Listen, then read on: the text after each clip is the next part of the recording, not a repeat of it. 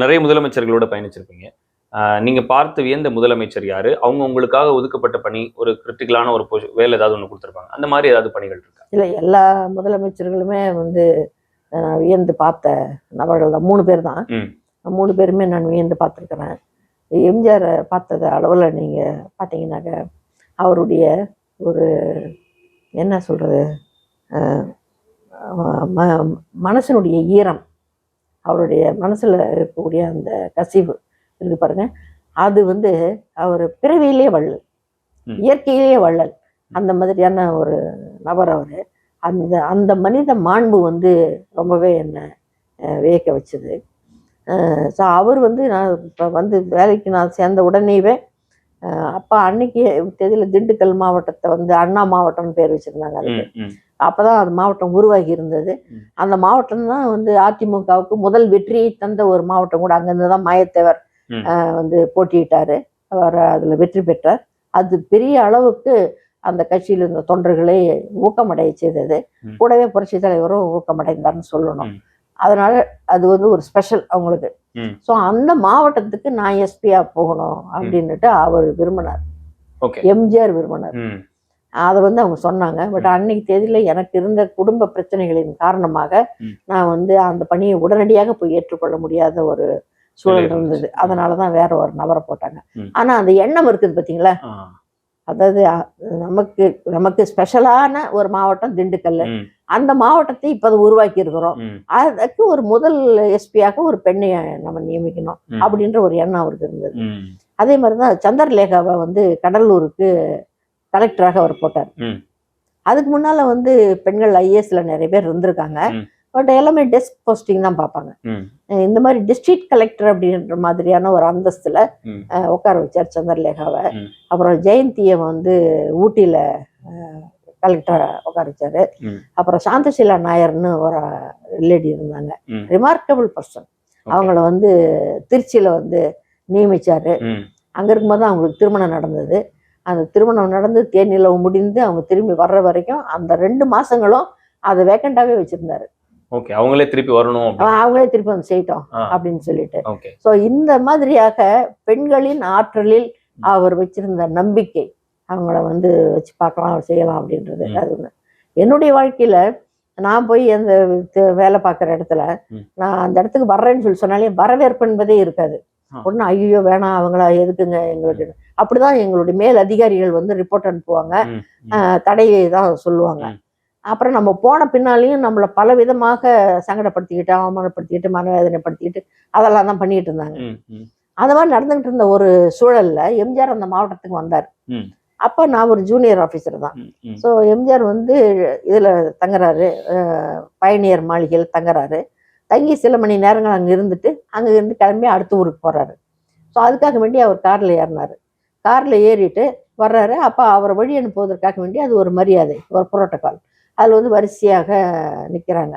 அதில் வந்து முதல்ல வந்து அதிகாரம் அளித்தவர் நம்பர் 1 அப்படி வருவாங்க. ஸோ அதில் வந்து அந்த வரிசையில் வந்து கடைசி நபர் நான் தான் அன்னைக்கு தேதியில். மிக மிக இளமையான பருவம். அப்போதான் காவல்துறை பணிக்கு வந்த புதுசு. நான் அதனால இந்த கடைசியாக நான் நிற்கிறேன். நின்னொடனே ஒரு கார் இப்படி போச்சு, என்னை கடந்தவர் போயிட்டார். நான் சல்யூட் அடிச்சிட்டேன். போனவர் திருப்பி வண்டியை ரிவர்ஸில் எடுத்துக்கிட்டு வந்தார். ரிவர்ஸில் எடுத்துகிட்டு வந்து காரை கண்ணாடியை இறக்கி என்னை வந்து நலமா அப்படி ஒரு தலையசைப்பு தான், ஒரு புன்னகை தான், அப்படி கிளம்பி போயிட்டார் அவர். எனக்கு ஒரே அதிர்ச்சி, என்னடா இது முதல்வர் வந்து நம்மளை இப்படி பார்த்தாரு அப்படின்னு சொல்லிட்டு நான் நினச்சிக்கிட்டு இருந்தேன். நான் பார்த்தீங்கன்னாக்க அடுத்த நாளிலிருந்து எனக்கு அந்த மாவட்டத்தில் கூடி எனக்கு மேலே இருக்கிற அதிகாரிகள்லாம் என்ன நடத்துகிற முறையே தலைகளாக மாறிடுச்சு. ஒரே நாளையில் வந்து ஆற்றல் மிக்க, திறமை மிக்க, வீரம் மிக்க ஒரு பெண்மணிக்குரிய எல்லா அடையாளங்களும் எனக்கு என் மேலே எனக்கு வாரி வழங்கப்பட்டது. அது ஒரு சொல் அந்த மாதிரியாக.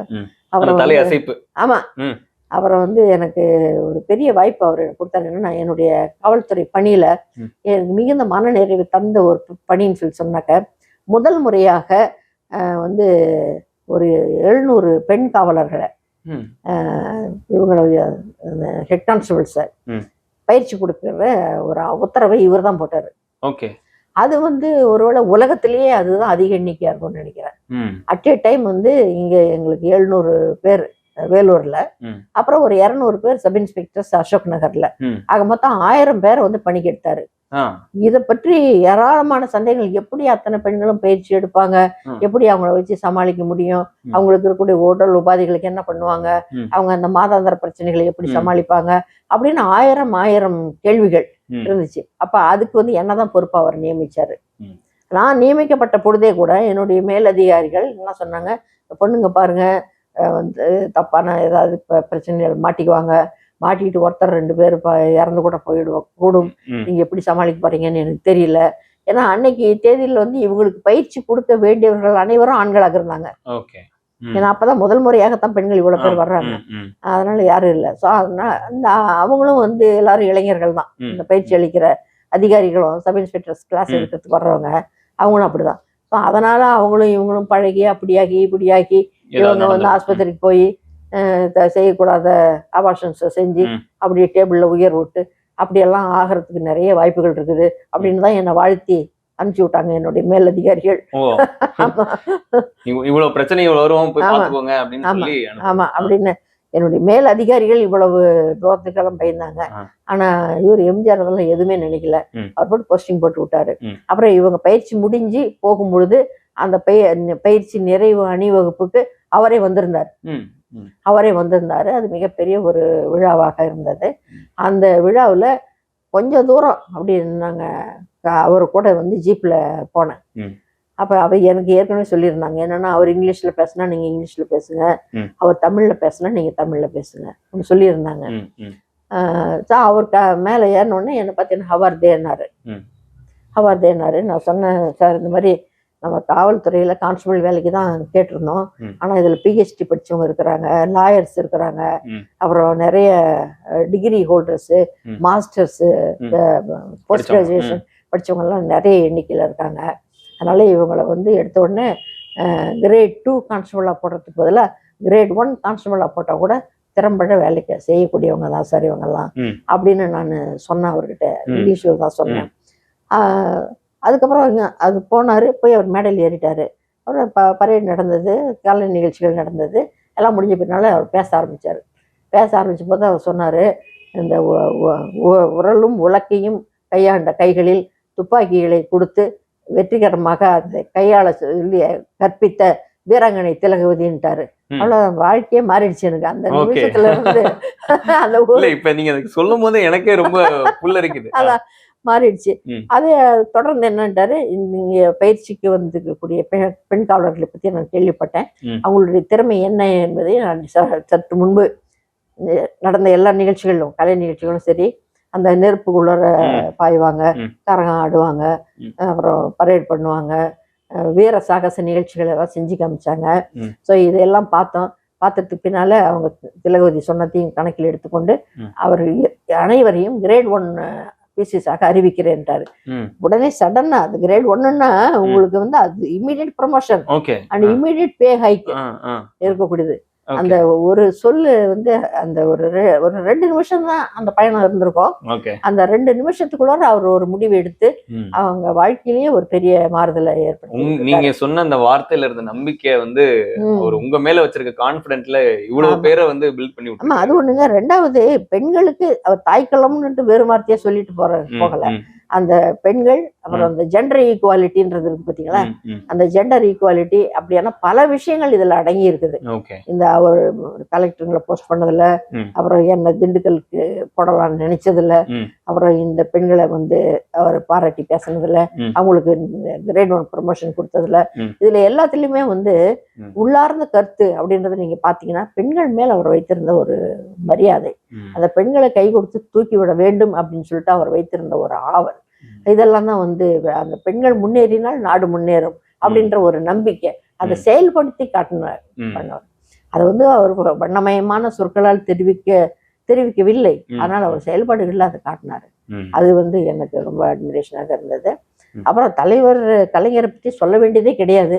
ஏன்னா நான் வந்து அவரால் தான் ஐபிஎஸ் ஆன அவர் வந்து ஒரு பிற்படுத்தோர் நலத்துறையில வந்து பயிற்சிக்காக ஐபிஎஸ் பரீட்சை எழுதுறவங்களுக்கு பயிற்சி தரக்கூடிய ஒரு நிறுவனத்தை அவர் தான் உண்டாக்குனாரு. அந்த நிறுவனத்துல பயிற்சி பெற்ற 4வது பேட்ச்னாங்க. அதுல இருந்து தான் நான் வந்து, இல்லைன்னா நான்லாம் வந்து லட்சக்கணக்கில் பணம் செலவு பண்ணி டெல்லிக்கெல்லாம் போய் படிக்கிற ஆள் கிடையாது நான்.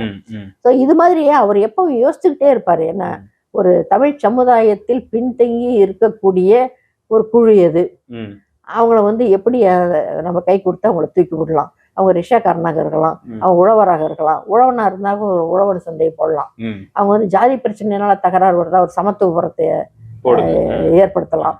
அப்படின்ற மாதிரியாக அவர் வந்து ஒவ்வொரு காலமும் தொழுநோயாளர்களுக்கான இல்லம், அதுக்கப்புறம் வந்து இந்த நரிக்குறவர்கள் இருக்காங்க பார்த்தீங்களா, அவங்க தங்கி இருக்கிறதுக்கான தனியாக சிறு சின்ன வீடுகள், இந்த மாதிரி பல விஷயம், குடிசை மாற்று வாரியம், நினைச்சு பார்க்கணும்னா உங்களுக்கு வந்து அது மட்டும் சொன்னாலேயே அது ஒரு 1/2 மணி நேரம் ஆயிடும். அத்தனை ஸ்கீம்ஸ், அத்தனை விஷயங்களை அவர் வந்து இந்த தமிழ்நாட்டுக்கு அவர் வந்து செஞ்சிருக்கிறாரு கலைஞர்.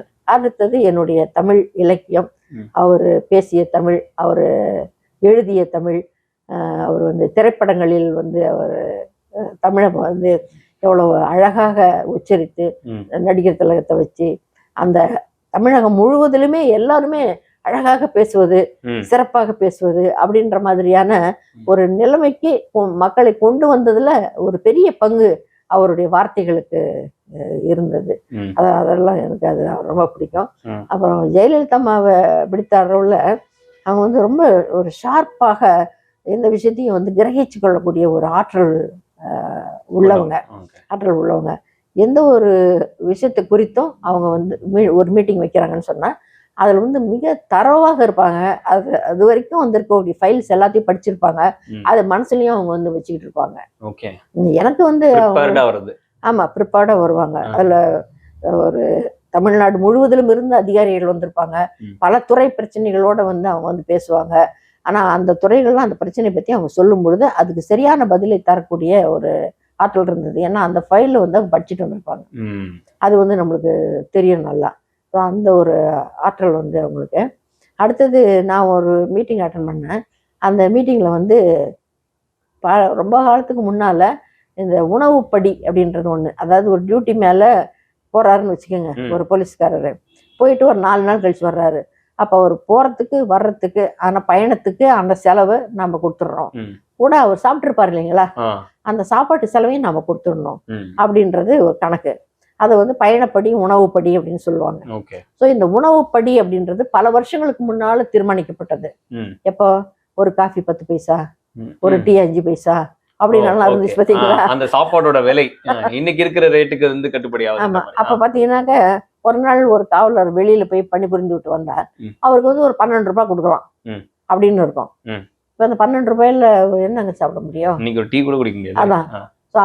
அதனால அதை வந்து பரிசீலிக்க வேண்டும், அதை வந்து மாற்றி அமைக்க வேண்டும் அப்படின்ற கோரிக்கையோட பேசிக்கிட்டு இருந்தோம். பேசிட்டு இருந்தபோது சரி ரைட்டுன்ட்டு அந்த அம்மா அந்த உணவுப்படியை மாற்றினாங்க. சென்னை நகரில் இருக்கிற காவலர்களுக்கு சற்று அதிகமாகவும், மற்ற இடங்களில் இருக்கிறவங்களுக்கு அதை காட்டிலும் ஓரிரு ரூபாய்கள் குறைவாகவும் ஒரு இதை அறிவிச்சாங்க. இதை அறிவிச்சு முடிச்ச உடனே அடுத்ததாக ஃபயர் சர்வீஸ் பற்றி பேச்சு வந்தது. பேச்சு வந்த உடனே ஃபயர் சர்வீஸுக்கு ஒரு தொகையை அறிவிச்சாங்க. அந்த அம்மா கேட்டாங்க, ஃபயர் சர்வீஸுக்கு வந்து இவ்வளோ குறைவாக சொல்கிறீங்களா, ஏன் அப்படின்னு. இல்லை, அவங்க எப்பவுமே காவல்துறைக்கு நிர்ணயிக்கிற தொகையில் இத்தனை சதவீத குறைவாக தான் அவங்க வாங்குறது வழக்கம் அப்படின்னு சொன்னாங்க அதிகாரிகள். உடனே அந்த அம்மா சொன்னாங்க, ஏங்க பணி வேறுபடலாம், நீங்கள் காவலர்களாக இருக்கலாம், அவங்க வந்து வேற டிபார்ட்மெண்ட்டு ஃபயர் டிபார்ட்மெண்ட்டாக இருக்கலாம், ஆனால் வயிறு ஒன்று தானுங்களே, போய் சாப்பிட்ற ஹோட்டல் ஒன்று தானுங்களே, அங்கே இருக்கிற ரேட் ஒன்று தானுங்களே, அதனால உங்களுக்கு போடுற அந்த தொகையை போடுங்கன்னு. உடனே அவரு ஃபைனான்ஸ் ஹோம் செக்ரட்டரி வந்து அன்னைக்கு இருந்த ஹோம் செக்ரட்டரி, மேடம் இது சாத்தியமே இல்லை, செலவு அதிகமாகிடும், நம்மளால சமாளிக்க முடியாது, நம்மளுக்கு ரொம்ப பிரச்சனை ஆகிடும் சொன்னார். உடனே அந்த அம்மா அவரை பார்த்து, பாருங்க நீங்கள் இப்போ இதுக்கு வந்து ஹோம் செக்ரட்டரியாக இருக்கீங்க, நீங்கள் ஃபைனான்ஸ் செக்ரட்டரியாக இருந்தது அப்போ, அதனால ஃபைனான்ஸ் செக்ரட்டரி மாதிரி என்கிட்ட பேசாதீங்க, நீங்கள் ஹோம் செக்ரட்டரியாக இருந்து நான் என்ன சொல்றேனோ அதை செயல்படுத்துறதுக்கு என்ன வழி இருக்குதுன்றதை கண்டுபிடிங்க அப்படின்னாங்க. அந்த ஒரு செய்தி, அதுக்கப்புறம் நிறைய சம்பவங்கள் இருக்குது, ஆனா இந்த ஒரு செய்தி வந்து என் மனசுல ரொம்ப அவங்கள பற்றி ஒரு பெரிய ஒரு உயரமான இடத்துல கொண்டு போய் அவங்கள நான் வச்சுட்டேன். அந்த ஒரு வார்த்தை, மணி வேறாக இருக்கலாம் ஆனால் வயிறு ஒன்று தானே. அந்த ஒரு மீட்டிங்ல சொல்றாங்க. ஆமா ஆமா. ஓகே மேம், நிறைய விஷயங்கள் எங்க கூட ஷேர் பண்ணிருக்கீங்க. உங்களுடைய பணி அனுபவம் ஆகட்டும், இளைஞர்களுக்கு கொடுத்த அட்வைஸ் ஆகட்டும், அதே போல பெண்களுக்கு கொடுத்த அட்வைஸ் ஆகட்டும், நிறைய விஷயங்கள் பேசியிருக்கோம். இன்னும் நிறைய விஷயங்கள் நம்ம பேச வேண்டியது இருக்கு. மற்றொரு நேர்காணல் நிகழ்ச்சியில சந்திப்போம் மேம். நன்றி. நன்றி.